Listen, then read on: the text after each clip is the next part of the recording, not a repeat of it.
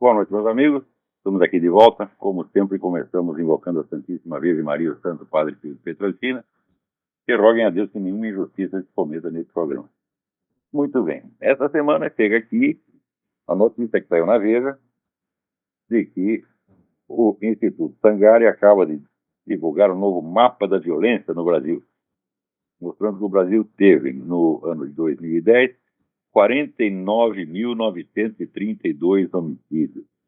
Então, ótimo, estávamos na faixa de entre 40 e 50, agora já chegamos nos 50. Não é uma maravilha? Não se ouve no Congresso um único debate sobre isso. Houve debate sobre a urgente necessidade de proteger os gays contra piadinhas, mal olhado, né? E contra a pregação. Você sabe que se um padre ou pastor faz uma pregação dizendo que o homossexualismo é pecado, e imediatamente morrem 15 ou 20 homossexuais pelo Brasil em função disso. E como todos nós sabemos, todos os assassinos de homossexuais, incluindo, né, os garotos de programa, que vão para a cama com os homossexuais, todos fazem isso por motivo religioso. Eles leem a Bíblia, em seguida vão lá, tratam um traveco e o matam, né? Porque chegaram a essa conclusão que deviam fazer isso lendo a Bíblia.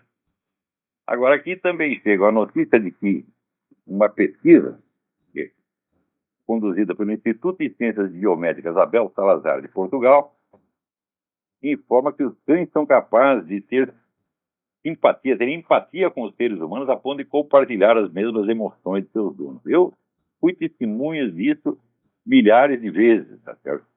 Mas hoje em dia as pessoas não acreditam em nada, a não ser que um cientista confirme para você, né? Então aquilo que é, vamos dizer, de senso comum, que é da experiência comum e corrente da humanidade, tem que vir um cientista e assinar embaixo. Agora, eu queria que esse instituto, você sugerir, esse instituto faça a mesma investigação com os nossos deputados e senadores.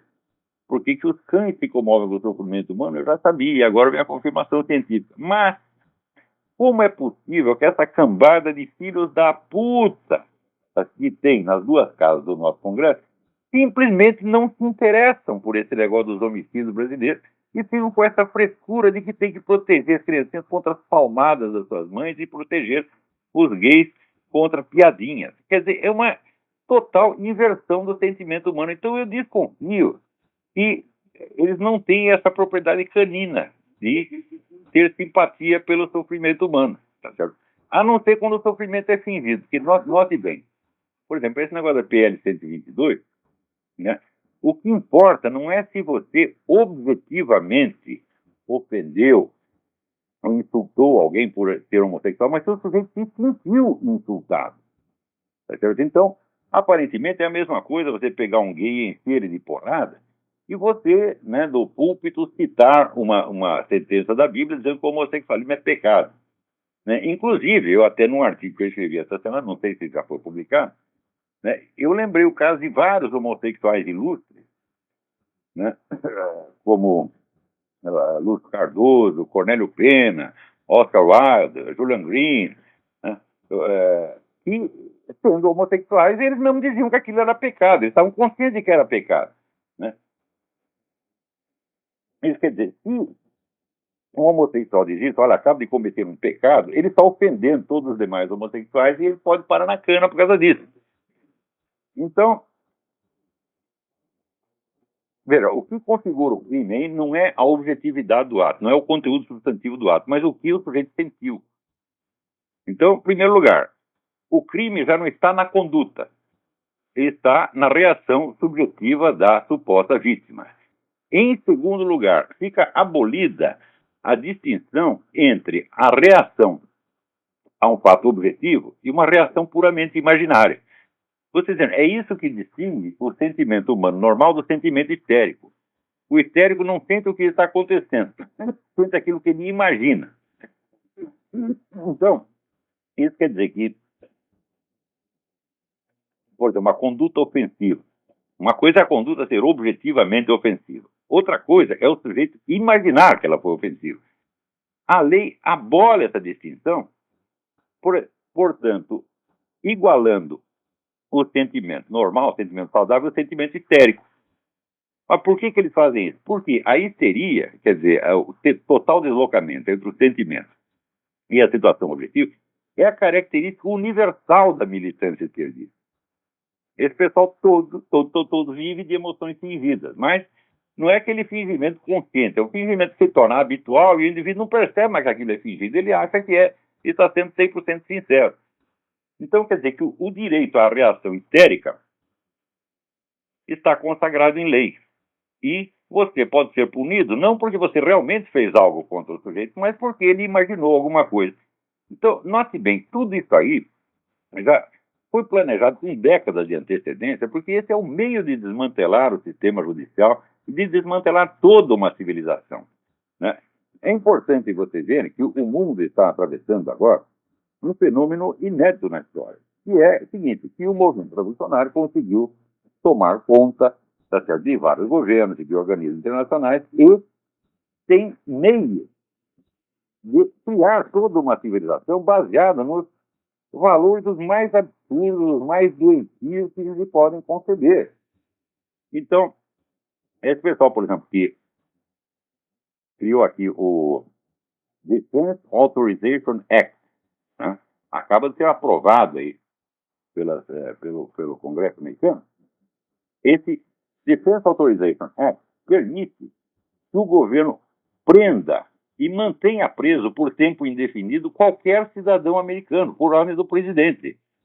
Mais ainda, permite que o governo mate um cidadão americano, sem explicação. Tá certo? Então, isso significa o seguinte, que o direito universal do habeas corpus está aqui cancelado. Isso foi aprovado pelo Congresso americano, quer dizer, acaba de ser implantado na ditadura aqui e ninguém nem percebe. Por quê? A grande mídia simplesmente não noticia. Ou pelo menos não explica direito como é que essas coisas vão ser. Então, isso quer dizer, por exemplo, o pessoal estava... Veja como é essa turma. No tempo em que estavam prendendo terroristas estrangeiros que atuavam aqui no território americano, a esquerda inteira esbravejava, eles não podiam ser julgados em tribunais militares, eles tinham que ser julgados em tribunais civis e ter todos os direitos de defesa que se concedem aos cidadãos americanos. Agora esse direito acaba de ser tomado dos cidadãos americanos pelas mesmas pessoas que se mobilizaram para dar esse direito aos terroristas estrangeiros presos no território. Isso está acontecendo diante dos nossos olhos e pouquíssimas pessoas percebem quais são as consequências reais. Então, você acha, por exemplo, que no Brasil, essa deputada, não sei o que, Turita, essa que inventou a lei da palmada, ela é capaz de avaliar as consequências civilizacionais disso? Você imagina, por exemplo, nas escolas no Brasil, já é muito perigoso você ser professor ou professora, porque os professores são frequentemente agredidos por seus alunos e não acontece nada para esses alunos, e o professor se reclama, ele ainda corre o risco de perder emprego. Não teve aquele caso que tocou fogo no cabelo da professora, tempo atrás, já faz um ou 2 anos, né? E teve uma menina que correu para socorrer a professora. Muito bem. Essa menina começou a ser perseguida pelo resto da classe e ela teve que sair da escola. Porque não tinha mais ambiente. Agora, e o incendiário? O que aconteceu para ele? Absolutamente nada. Então você vê que há, da parte do nosso governo, uma política deliberada de fomentar a conduta antissocial, de fomentar o banditismo, tá certo? E de perseguir condutas que não são criminosas de maneira alguma. Né? Quer dizer, esse pessoal da Farc, por exemplo, atua livremente no território brasileiro, é recebido por governadores, ministros, é bem tratado, e todo mundo sabe que eles estão aí vendendo droga. O Fernandinho Beiramar não confessou que ele, todo ano, várias vezes, trocava armas que ele trazia do Líbano por cocaína da Colômbia, né? Então, todo mundo sabe qual é a fonte da cocaína, tá certo? Não são os tal dos cartéis que já foram totalmente desmantelados, é a Farc foi ter o monopólio. Então, esse pessoal do Congresso assiste tudo isso e fica lá discutindo se deve pôr na cadeia, né, a mãe que deu uma palmada na bunda do filho. Inclusive, a distinção entre o que é um mero, vamos dizer, um castigo elementar e o que é agressão física acabou de ser anulada, não há mais diferença. Quais serão as consequências disso a longo prazo? Quer dizer, se a violência contra o professor já impera nas escolas, sob a proteção do governo, Você imagina, não diga quando a lei entrar em vigor, mas, porque não basta a lei entrar em vigor, ela vai ter que ser divulgada. Então, em todas as escolas do Brasil, as crianças terão que ser informadas. Se o papai ou a mamãe, né, dá uma palmada em você, você tem que denunciar na delegacia. Tá certo? E mais ainda, o professor, se o aluno chega lá contando, meu pai me deu uma palmada, ela é obrigada por lei a denunciar o sujeito à polícia. E note bem que a mesma medida está sendo adotada aqui, simultaneamente. Meses atrás, eu já disse para você, tudo quanto é lei que se implanta no Brasil vem pronta dos organismos internacionais, concebida em escritórios de engenharia social, dessa elite globalista, e vai tudo pronto para o Brasil, e o pessoal diz amém. Então, quando se solta uma lei dessa no Brasil, você pode ter certeza que na mesma hora a mesma lei está sendo adotada na Espanha, nos Estados Unidos, na Alemanha, no raio que eu parta. É tudo global, tá certo? E esse aspecto, vamos dizer, de intervenção estrangeira na legislação nacional não é nem sequer discutido. Agora, você imagina quando todas as crianças do Brasil estiverem informadas, né, dessa lei e todos os professores estiverem informados. Você imagina a tempestade de denúncias que vai haver. Agora, ainda essa sem vergonha dessa deputada tem a cara de pau de dizer que isso não vai interferir nada em processo de guarda das crianças. Eu digo, bom, nada disso está previsto na lei, mas é impossível que não interfira. Materialmente impossível. Porque em qualquer discussão sobre guarda de criança, se eu sei que o outro tem lá 5 ou 6 queixas nas costas porque ele deu palmada na bunda das crianças, né, você imagina se o marido enfesado não vai alegar isso contra a mulher contra o marido. É claro que vai. Tá certo? Então, isso quer dizer que tomar crianças de seus pais vai se tornar a coisa mais fácil.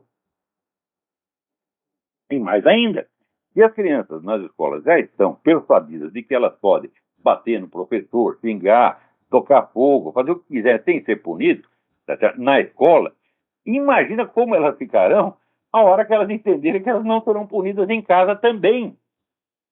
Porque imagino que esse sujeito que tocou fogo no cabelo da professora, pelo menos umas palmadas da mãe ele levou em casa, já que o governo não faz nada contra ele, a mãe pelo menos faz. Mas agora ela também não poderá fazer. Isso significa que, bastando você ser de menor, você está autorizado a fazer o que você quiser. Essa lei foi concebida como um incentivo ao banditismo, uma coisa de longo prazo. Não é simplesmente assim, se a criança não levar a palmada, ela vai se comportar mal. Não é pelo efeito individual, mas pelo efeito estatístico geral que isso vai ter. Agora, imagina se essa dona turista fez algum estudo a respeito. Quais serão as consequências dessa medida? Assim como, por exemplo, quais serão as consequências da tal da PL 122? Né? A própria dona Marta Suplicy, que é uma pessoa muito boa, muito cordata, ela até reconheceu que não é justo impedir que padres, pastores, rabinos falem alguma coisa contra o homossexualismo dentro dos seus templos.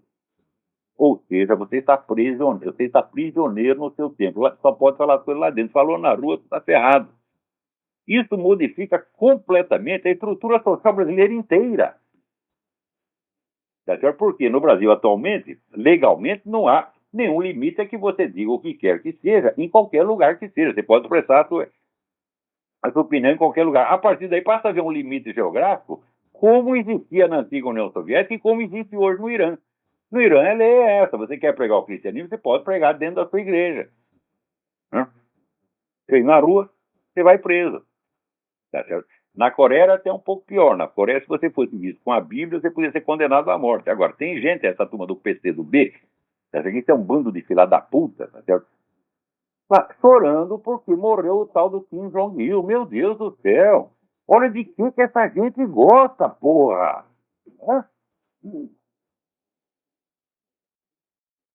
Não tinha aquele jornal, A Hora do Povo, mais de 10 anos atrás, soltou uma manchete, Stalin, o maior democrata de todos os tempos, né?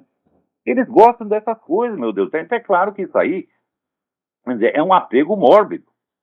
E isso é obviamente apologia do genocídio. Agora, ninguém toma uma medida judicial contra eles. Né? Ninguém se mobiliza para botar essa gente na cadeia. Se você sair fazendo apologia do nazismo, tu vai para cana. O comunismo matou 10 vezes mais gente e, no entanto, você pode continuar fazendo a apologia que quiser. Então, eu me lembro assim que Você vê, nos anos 50 teve o caso do famoso Viktor Kravchenko, né, que é um sujeito que ele era funcionário lá do governo, tinha todo aquele treinamento de agente da KGB, essa coisa toda, ele fugiu para o Ocidente e denunciou que havia campos de concentração, que a situação na União Soviética era até pior do que na Alemanha nazista, e imediatamente toda a intelectualidade ocidental e toda a mídia esclarecida caiu de pau no cara. Né? E ele disse, ah é? Pois eu vou provar tudo.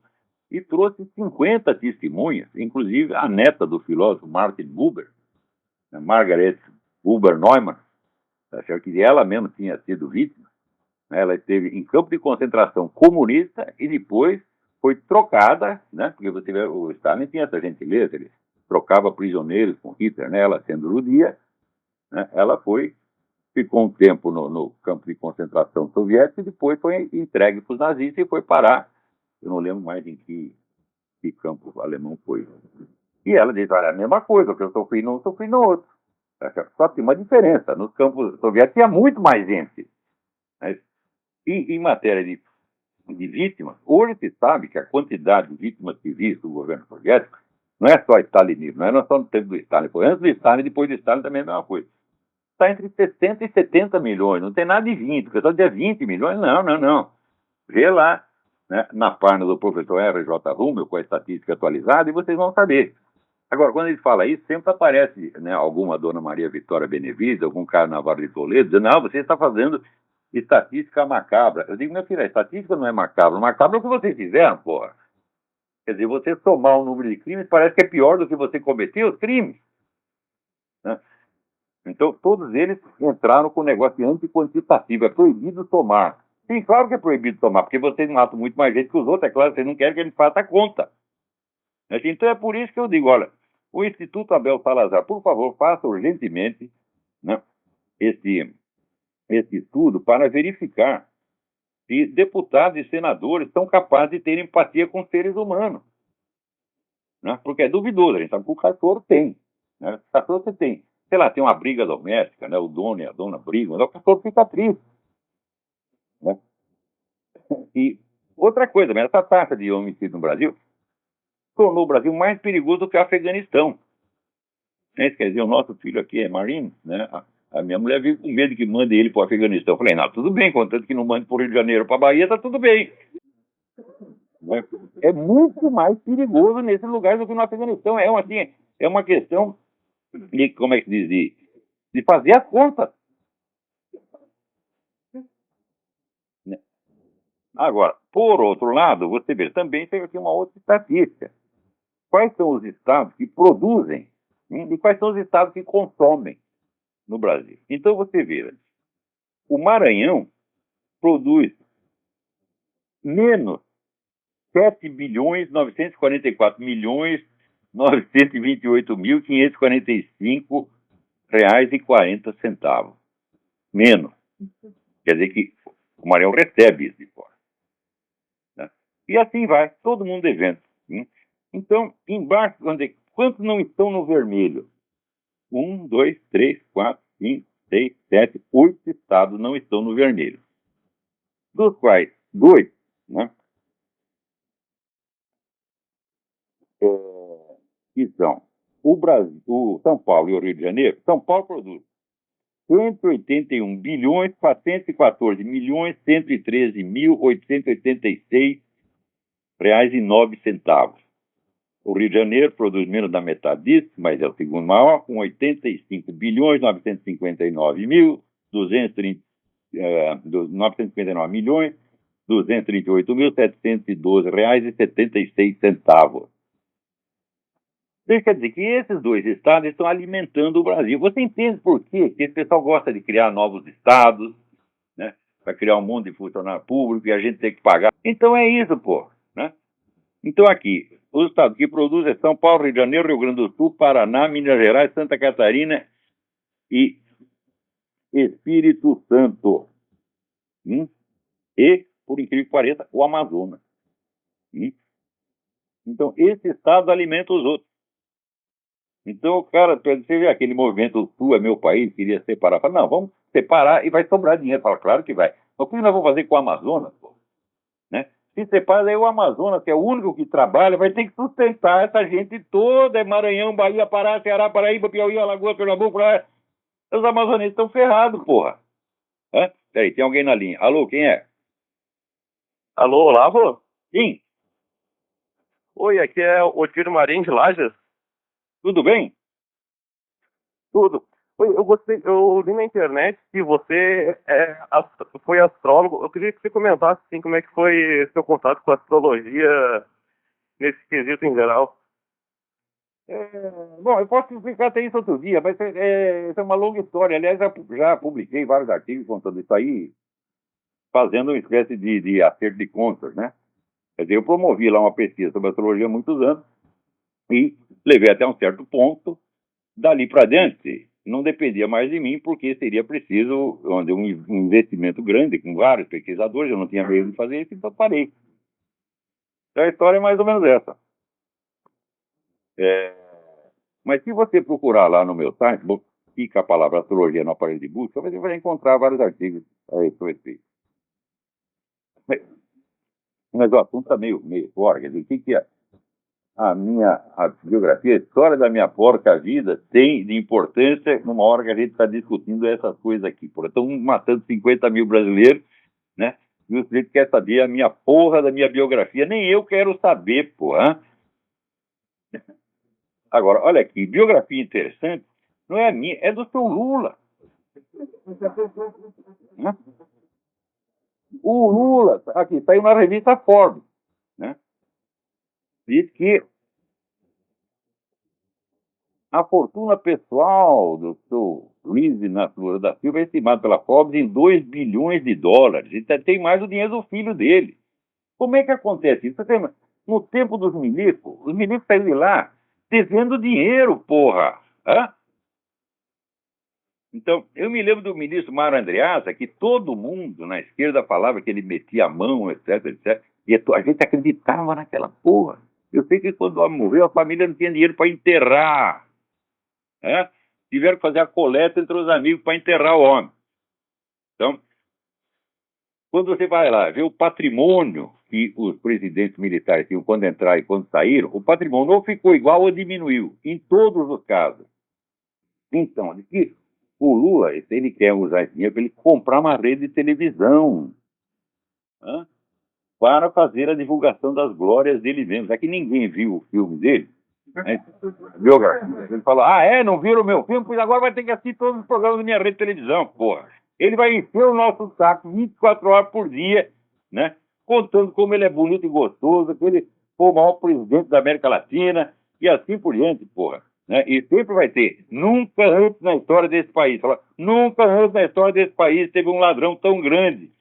E note bem, o próprio promotor do negócio do mensalão já está avisando, olha, o negócio vai prescrever. Mas não precisa nem avisar, o Lula mesmo disse, porra. Não tem problema nenhum, eles vão demorar tanto tempo para investigar essa porra que o processo vai prescrever. Então, é nisso que qualquer bandido aposta, e é nisso que o Lula também apostou. Agora, enquanto isso, o homem continua com alto nível de popularidade, que ele transferiu um pouquinho para a dona Dilma, né? Então, significa o seguinte, olha, aquele negócio que o Pelé disse antigamente, o brasileiro não sabe votar, é a coisa mais certa do mundo. Porque, note bem, o sujeito só pode votar com base nas informações que recebe. Se as informações são filtradas, então acontece isso. Agora, filtrar não quer dizer que não sai em jornal, meu filho. Porque quantos brasileiros leem jornal? Olha, é bom vocês saberem que a circulação dos jornais brasileiros hoje é a mesma dos anos 50, em alguns casos é até menor. Então isso significa o seguinte, o número de analfabetos diminuiu muito, oficialmente analfabetos, diminuiu muito. Crianças sem escola praticamente não tem mais, a população quadruplicou. E os jornais continuam vendendo a mesma coisa que vendiam 61 anos atrás. Isso é gravíssimo, gente. Então isso quer dizer que o único canal de informação que tem no Brasil chama-se Rede Globo. Tá certo? E a Rede Globo que fez o PT. A Rede Globo que fez o MST. É a Rede Globo hoje que está fazendo esse negócio da PL 122. Porque, note bem, antes da lei ser aprovada, a Rede Globo já está divulgando Tá certo? Se você incomodar um homossexual, falar mal do homossexualismo, ser contra o homossexualismo é crime e você vai ser preso. Essa é uma das técnicas mais universalmente disseminadas do movimento revolucionário. Quer dizer, quando você tem uma proposta de lei, você age como se a lei já estivesse em vigor. E você já começa a aplicar a lei antes de existir. E eles estão fazendo isso dentro da sua cara. Agora, é o tal negócio. O brasileiro tem o direito de não ser punido por uma lei que não existe. Esse é um direito constitucional elementar, mas esse direito acaba de ser revogado pela Rede Globo. Então, o que você tem que dizer para a Rede Globo é o seguinte: olha, eu tenho todo o direito de falar o que eu queira contra o homossexualismo. Vocês podem me tomar esse direito amanhã, tá certo? Não porque isso seja certo, mas porque vocês têm o poder de fazer, tá certo? Mas, por enquanto, eu ainda posso falar, sim. Pode falar o que quiser. Agora, tá aí. E a porra das nossas Forças Armadas? Não é a sua obrigação manter a Constituição? Esse pessoal já pisou na Constituição 1000 vezes. E vocês ficam lá, sabe o que vocês querem? Vocês querem condecoração, porra. Vocês querem ou dar condecoração para eles ou receber. Tem o generalzinho levando beijinho da Dilma. Então, que coisa mais feia, porra. Vocês não têm vergonha, não? Hã?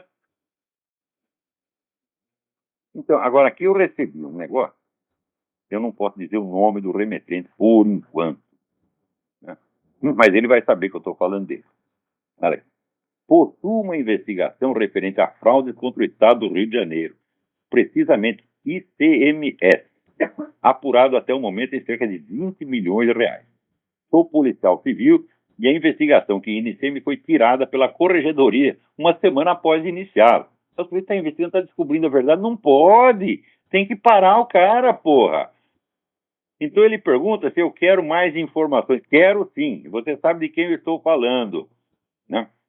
Ele dá aqui até, né, ele dá o nome inteiro, o número de documento, mas eu não vou divulgar ainda para não estragar o negócio.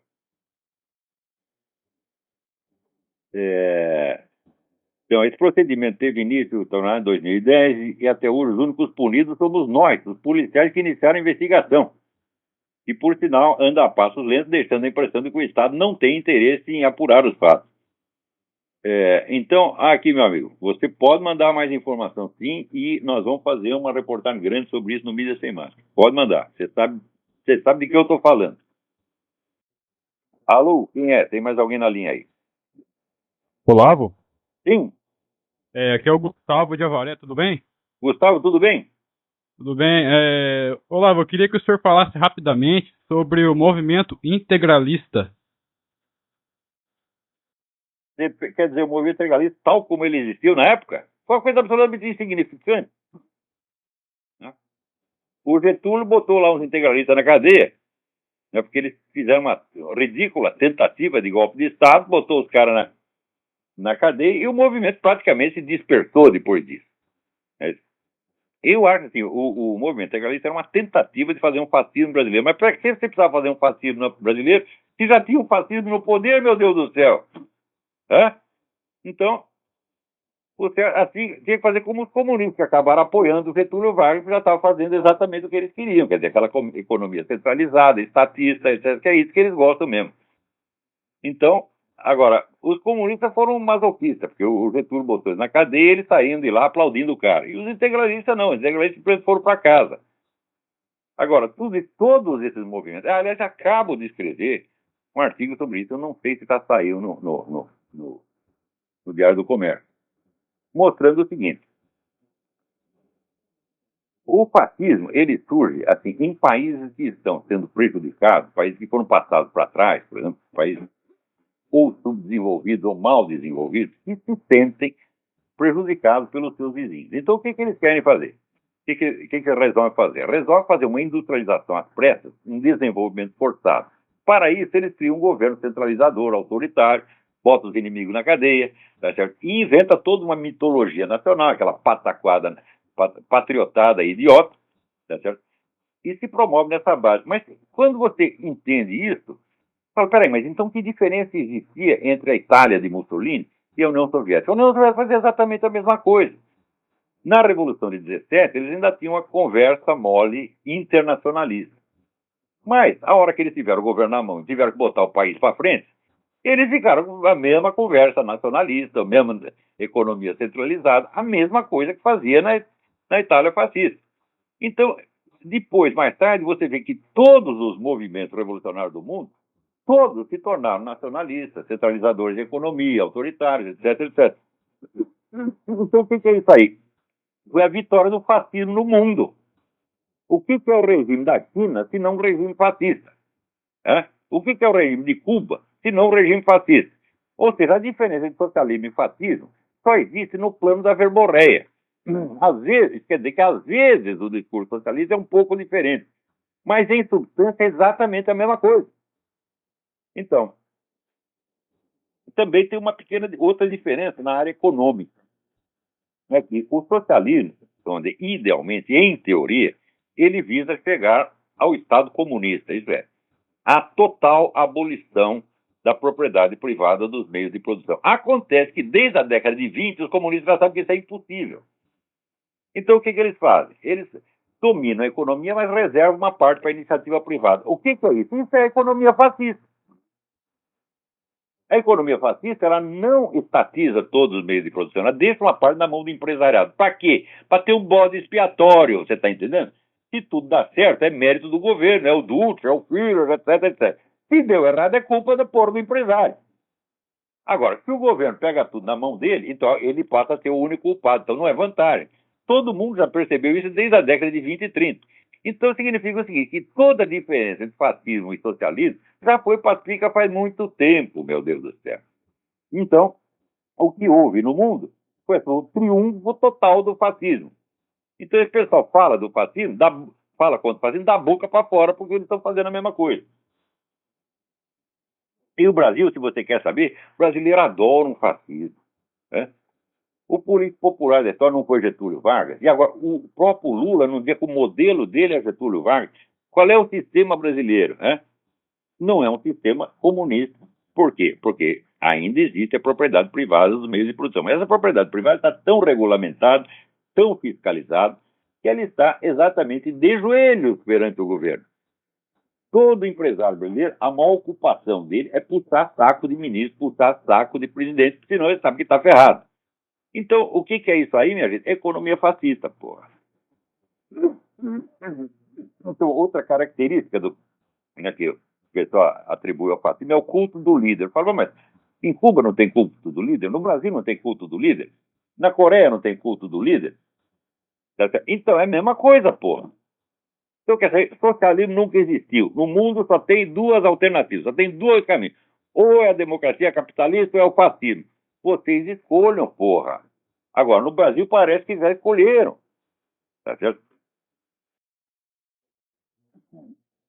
Então, vocês façam as contas. No Brasil tem 50 mil homicídios por ano. Né? Então, para isso, meu filho, você precisa de no mínimo 20 mil assassinos, não precisa? Né? Ora, se o movimento gay tem razão ao dizer que 16%, né, do Brasil é homossexual, então a mesma taxa deve vigorar entre os assassinos. Não é isso? Então você vai ter ali pelo menos 4 mil assassinos gays. Por que ninguém vai estudar o que eles fizeram? E se não houve alguma motivação de ódio nos homicídios que cometeram? Não, ninguém quer investigar. Então quer dizer que 100 casos, tá certo? Mesmo fosse 100 casos de notórios homicídios de ódio praticados contra homossexuais, tá certo? Não significam de maneira alguma uma onda de epidemia de violência homossexual num país que tem 50 mil homicídios por ano. Tantos deles cometidos também por homossexuais. Tá certo? Agora, é gozado que, por exemplo, no caso da lei da palmada, o pessoal evangélico concordou. O católico não fez, como deve ter concordado. Ih, meu Deus do céu, hoje depois eu escuto falar de religião, eu saco do meu rolo de papel higiênico. Né? Então, o cara começa, não, porque, como é? Odiar o pecado e não o pecador. Porque Jesus Cristo, salve Regina, etc. E meu Deus do céu. Quer dizer, lá vem mais um batedor de carteira. Né? Porque o amor a Deus não está nisso aí, meu Deus. Cuidado com essa verborreia. Vocês não deviam falar tão bonito assim. Vocês deviam falar feio e agir bonito. Tá certo? Então, Então aqui eu falo coisas horríveis nesse programa, mas olha, eu digo para vocês, eu já arrumei briga de rua para defender Traveco. Era eu e a menina do cafeteria que tinha lá, contra vários marmanjos. Eles não arrebentaram com a gente porque não quiseram. Né? Então, a gente teria apanhado para danar. Esse pessoal fica falando tão bonito, eles nunca falam um palavrão. Quando ouvem um palavrão, eles têm infarto, coitadinhos, né? São alminhas tão puras. Mas quando você vai ver, eles vão lá e votam a favor de um negócio como essa lei da palmada. Então você vê, no Brasil, vamos dizer, essa epidemia de adesismo e de putação de saco, né? Quer dizer, o jeito que ele quer mostrar para a turma dele, ele fala, não, olha, eu sou um cara esclarecido. Né? Quer dizer que existe algum esclarecimento, né, em você proibir as mães de dar uma palmada na bunda do filho, né? Quando eles começaram com essa coisa, eu falei, olha, esses deputados estão votando em causa própria, porque as mães deles descobriram o que eles estavam fazendo e decidiram dar umas palmadas neles, eles mais que depressa não vão fazer uma lei para impedir elas de fazer isso, tá entendendo? Né? Agora, falar mal, você já, aqui nos Estados Unidos você tem a campanha contra o Natal. Eu nunca esperei na minha vida que a expressão Feliz Natal, Merry Christmas, virasse uma declaração de guerra, mas aqui virou. Hã? Por quê? Porque tem pessoas que dizem que elas se sentem ofendidas quando você fala isso. Agora você imagina para mim, assim, se um judeu manda para mim votos de Feliz Hanukkah, eu vou ficar ofendido por causa de um negócio desse? Hã? Não, eu não vou participar da festividade dele, mas eu espero sinceramente que lá ele reze por mim do jeito dele, não é isso? Então, ou um muçulmano, feliz Ramadã, você não vai participar do Ramadã? Bom, você vai fazer o Ramadã, tá bom, então aproveita, reza por mim. Quem sabe, você sendo muçulmano, Deus te ouve mais do que um cristão, filho da puta, o muçulmano vai lá, reza por ele, e o cara se salva por causa da oração do muçulmano. É perfeitamente possível, sim. Ninguém pode negar essa possibilidade. Então, tudo o que eu quero é que os meus amigos que pertencem a outra religião, meus amigos até meus inimigos, vocês orem por mim, do seu jeito. Eu rezo por vocês do meu modo, espero também que funcione. Não pode haver nada de ofensivo e o sujeito lhe mandar bons votos de uma festa religiosa da qual você não participa. Não pode ter nada, nada, nada de ofensivo nisso, a não ser do ponto de vista histérico. Hã? Porque no histérico, a reação sentimental não tem nada a ver com o estímulo objetivo. Você fala Feliz Natal e o cara ouve como se você tivesse chamado de filha da puta, entendeu? Então, tem gente aqui que faz cara feia quando você fala Feliz Natal. Daí eu falo de novo. Né? Merry Christmas. Não gostou? Merry Christmas. Né? Se não gostar, eu acrescento. Fuck you. Merry Christmas. Fuck you. Né?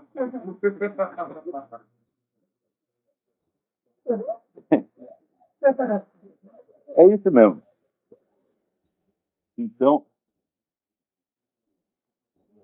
agora, aqui, vocês viram, tem o negócio aquele diplomata venezuelano lá em Miami, que está ligado, né, ao esquema de contrabando de armas do Irã para o Chaves montar a tropa de ocupação dele. E aquele aí, vamos dizer, o que ele está comprando de armas já ultrapassou tudo que a Venezuela possa precisar em matéria de defesa nos próximos 100 anos. Gastando dinheiro a rodo. Enquanto isso, o povo está na miséria. Quer dizer, a economia venezuelana está indo para as cucuias. Mas a economia das Forças Armadas está indo muito bem. Então aqui descobriram isso aí. E quem denunciou isso aí foi, entre outros, aqui o nosso amigo John Haskins, um membro do Inter-American Institute. Né? Então, para não dizer que nós não estamos fazendo nada, de vez em quando a gente descobre alguma coisa. Enquanto isso, dois generais que estavam na cadeia na Colômbia acabam de ser libertados sob falsas acusações, tiveram que enfrentar processos, ficaram presos um tempão. Sempre aquelas acusações, vão dizer, desaparecidos, essa coisa toda, né? Agora só falta o Coronel Plaça, que ainda está lá. Depois, a única testemunha que havia contra o cara, a única que havia contra o cara. O sujeito chegou lá e disse, esse testemunho não é meu, essa assinatura não é minha, eu não sei nem quem é, eu nunca vi esse Coronel Plaza mais gordo na minha vida. Depois disso, bom, o cara ainda está preso. Como é possível um treco desse?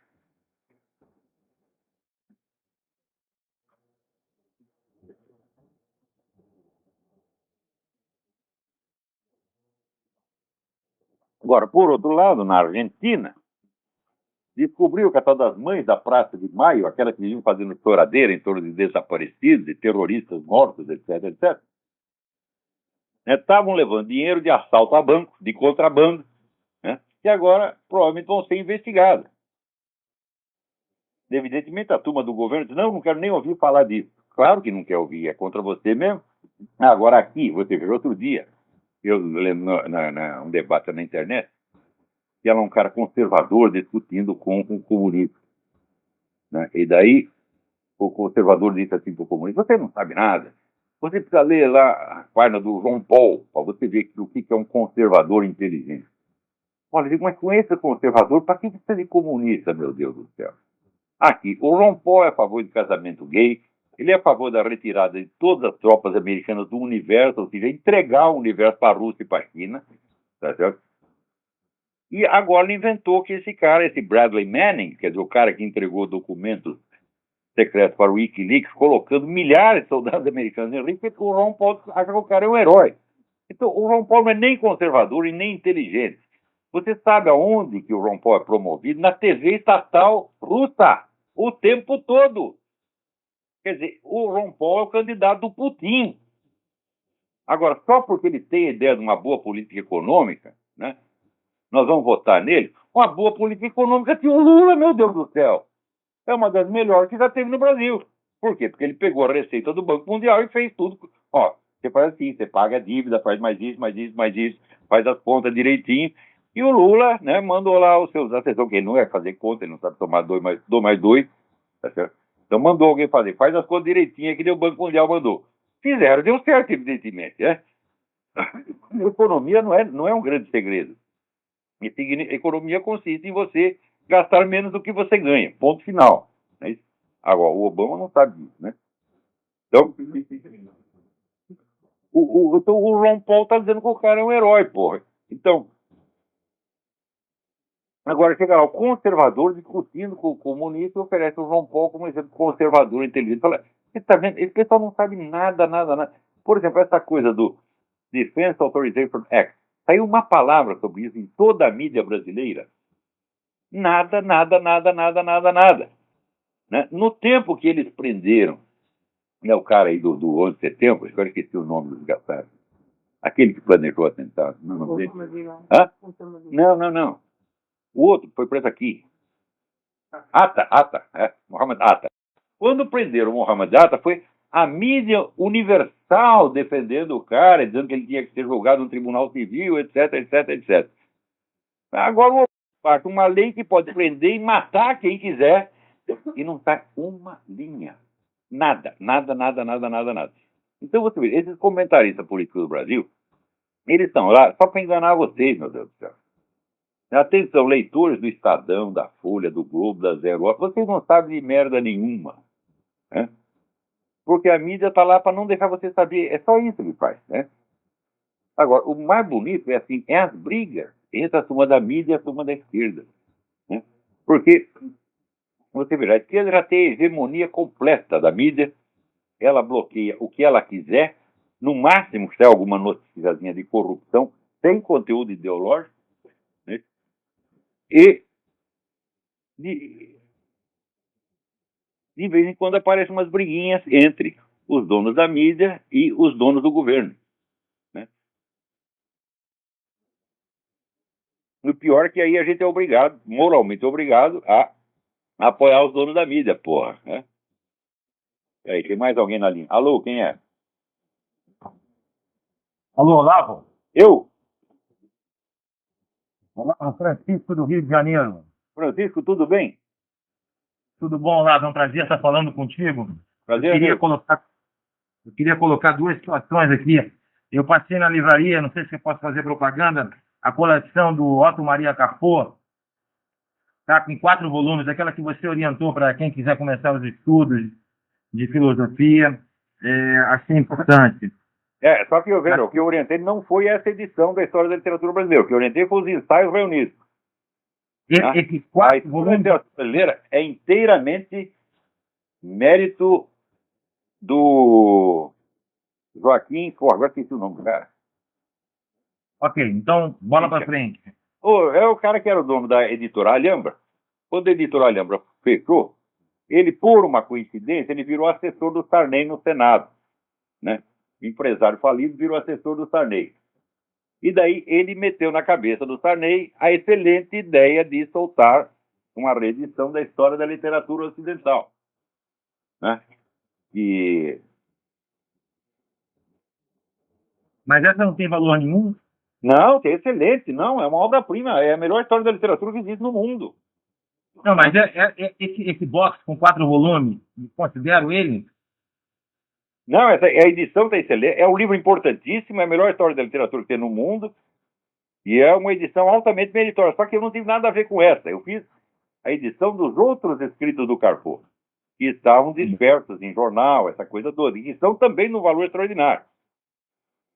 Ok. Olavo, outro dia eu vi na CBN, na rádio CBN, uma chamada sobre, não sei se é um jurista, um advogado, falando sobre o novo conceito de família e as implicações legais dessa concepção, que é a relacionamento a 3, o nome de trisal. Eu estava no carro e eu falei, não, eu estou sonhando que eu estou escutando o Olavo no programa dele. Eu falei com o amigo, você escutou o que eu escutei? Eu disse que isso ia acontecer. Quando começaram a falar de casamento gay, eu falei, ó, se um homem pode casar com outro homem, por que não com 2 homens? O nome com 3 homens, 4 mulheres? Né? Por enquanto é com 3. Por enquanto é o nome de 3 de trisal. Não sei como é que vão fazer mas com isso 4. É uma injustiça, porque se pode 3, por que não pode 4, porra? Mas aí vai devagar, né? Ou devagar, né? Ou 415. Mas tem que ir devagarinho, né? Tem que ir devagarinho, é. Olavo, uma última coisa aqui, antes de desejar um Feliz Natal para todo mundo. O site da Dextra, antes fazia algumas traduções, depois parou, o site saiu do ar.